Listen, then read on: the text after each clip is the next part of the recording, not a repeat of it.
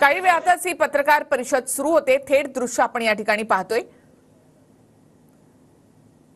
एकनाथ शिंदे यांच्या निवासस्थानी ही पत्रकार परिषद होते।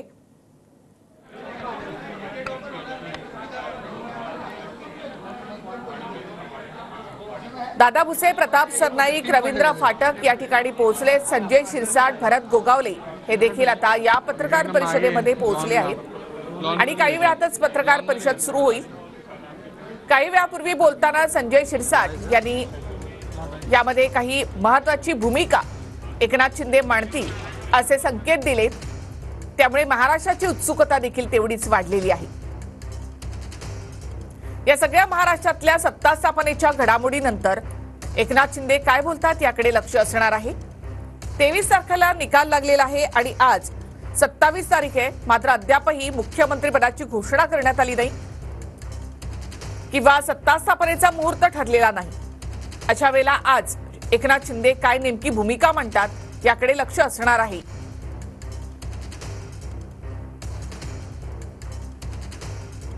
तीनही पक्षाची मिळून काही ते भूमिका या ठिकाणी मांडतात काय हे देखील पाहणं महत्त्वाचं असेल।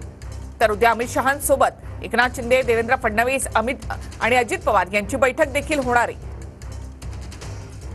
माहितीमध्ये बहुतांश असे निर्णय किंवा पेच असणारे असे निर्णय हे दिल्लीमध्ये होत आहेत।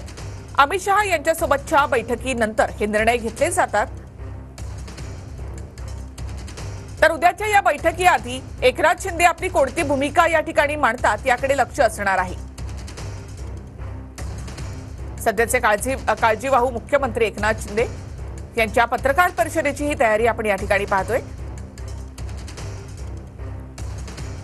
तातडीनं पत्रकार परिषद घेत एकनाथ शिंदे यांनी महाराष्ट्राची उत्सुकता देखील तेवढीच वाढवलेली आहे।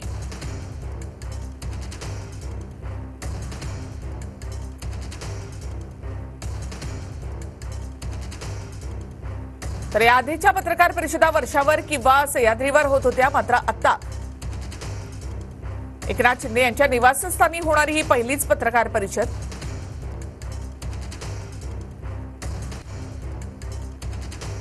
तर आपल्या नेत्यांच्या समवेत या ठिकाणी एकनाथ शिंदे ही पत्रकार परिषद घेत आहेत। तर एकनाथ शिंदे यांचे खासदार दिल्लीमध्ये अमित शहांची देखील भेट घेणार आहेत। संसद भवनातील कार्यालयामध्ये उपस्थित राहण्याच्या सूचना यासाठी देण्यात आल्या आहेत। तर एकनाथ शिंदे यांचे खासदार दिल्लीमध्ये अमित शहांची भेट घेणार आहेत। महाराष्ट्रामध्ये राजकीय घडामोडींना वेग आलेला आहे। एकीकडे एकनाथ शिंदे यांचे खासदार हे अमित शहांची दिल्लीमध्ये भेट घेणार आहेत, तर दुसरीकडे स्वतः एकनाथ शिंदे इथे पत्रकार परिषद घेत आहेत। तेही आपल्या सगळ्या नेत्यांच्या समवेत ते इथे पत्रकार परिषद घेत आहेत। त्यामुळे उत्सुकता आणखी वाढली आहे। एकनाथ शिंदे या पत्रकार परिषदेमध्ये काय बोलणार याकडे लक्ष असेल। काही संकेत यामध्ये संजय शिरसाट यांनी दिले होते। तर पुढच्या काही वेळातच ही पत्रकार परिषद सुरू होईल। मुख्यमंत्री पदासंदर्भातला पेच मात्र सगळ्यात मोठा पक्ष ठरल्यामुळे भाजपचाच मुख्यमंत्री होणार असं भाजपच्या नेत्यांनी स्पष्ट केलंय। यामध्ये देवेंद्र फडणवीसांचं नाव निश्चित देखील करण्यात आलेलं आहे। शिंदेच्या पत्रकार परिषदेनंतर नागपुरात भाजपची पत्रकार परिषद होणार आहे। आताची महत्त्वाची बातमी, एकनाथ शिंदे यांच्या या पत्रकार परिषदेनंतर नागपूरमध्ये भाजपची पत्रकार परिषद होणार आहे। आतापर्यंत महायुती म्हणून तीनही पक्षांचे नेते एकत्र पत्रकार परिषद घेत होते, मात्र आता वेगवेगळ्या पत्रकार परिषदा होत आहेत। नागपूरमध्ये देवेंद्र फडणवीस आता नागपूरमध्ये पोहोचले। भाजपचे प्रदेशाध्यक्ष चंद्रशेखर बावनकुळे नागपुरात पत्रकार परिषद घेणार आहेत। तर देवेंद्र फडणवीस देखील नागपुरात पोहोचलेले आहेत। तर महायुतीमधल्या या दोन प्रमुख पक्षांची वेगवेगळी पत्रकार परिषद होते। नागपूरमध्ये चंद्रशेखर बावनकुळे पत्रकार परिषद घेतील, तर आता काही वेळातच एकनाथ शिंदे यांची पत्रकार परिषद सुरू होते। दोन वेगवेगळ्या पत्रकार परिषदांमुळे उत्सुकता आणखी वाढली आहे।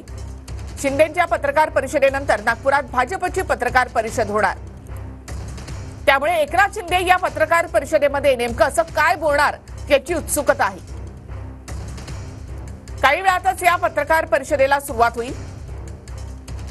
चंद्रशेखर बावनकुळे नागपुरात पत्रकार परिषद घेणार आहेत। तर 4:15 वाजता बावनकुळे यांची पत्रकार परिषद असेल।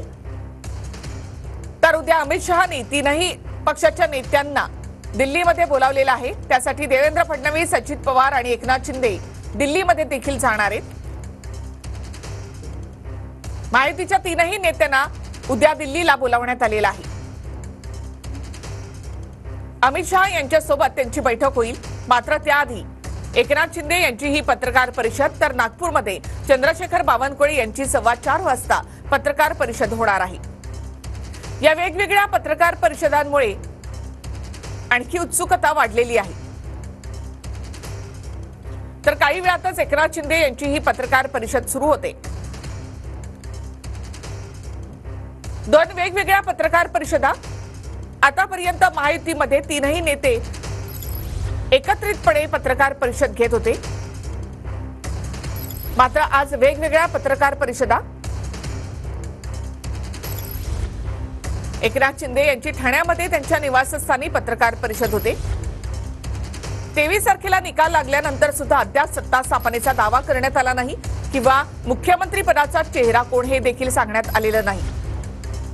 निश्चित झाल्याची माहिती सूत्रांकडून मिळते, मात्र अधिकृत या संदर्भातली घोषणा झाली नाही।